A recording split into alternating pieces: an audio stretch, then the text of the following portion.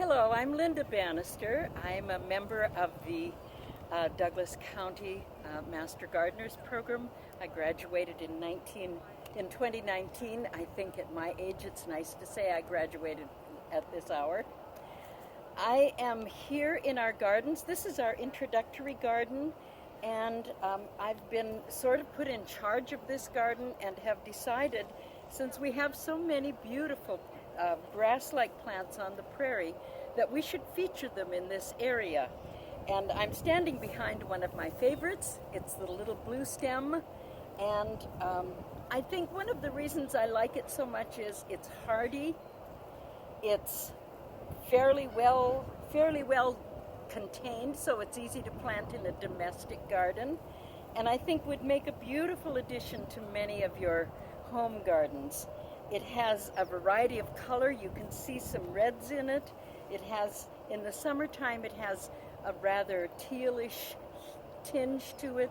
So it's a plant that you can depend upon and that will definitely add to your home space. This lovely native is probably very familiar to many of you. It is a BlackEyed Susan. It is a great pollinator, and it adds, again, a spike of color. I like having color in my garden, and so this adds a nice spike of color. It does spread, so you do have to have a space where you can corral it if you wish, or just let it roam in your garden, because it's beautiful most of the summer long. It starts blooming in July, and as you can see, we're filming in October, so it's had a long bloom life and has been very kind to many of the flying insects that like to collect pollen. Please think about a BlackEyed Susan for your yard. I'd like to introduce you to one of my favorite little flowers here on the prairie. This is commonly called Sneezeweed. It's not a very nice, very lovely title for such a pretty little flower.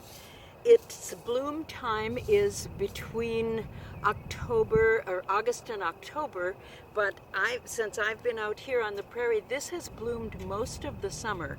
I've adopted one into my garden at home. It adds a bit of brightness. It's very hardy, even for its size. It does spread, as most plants that are trying to survive do, but it's easily contained.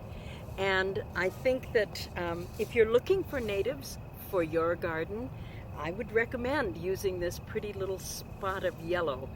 It's one of my favorites, so please think about this as you're looking at planting a native garden. This is one of the workhorses of the prairie. This is the blue mist flower, and the work it does is to create pollen for bees and other pollen collecting insects. It's a well-contained plant. It's, as you can see, very beautiful, and it's this beautiful from July until October. So if you want a spike of blue in your home garden, please think about bringing this beautiful specimen home with you to spark up a space and bring your friendly bees into your yard.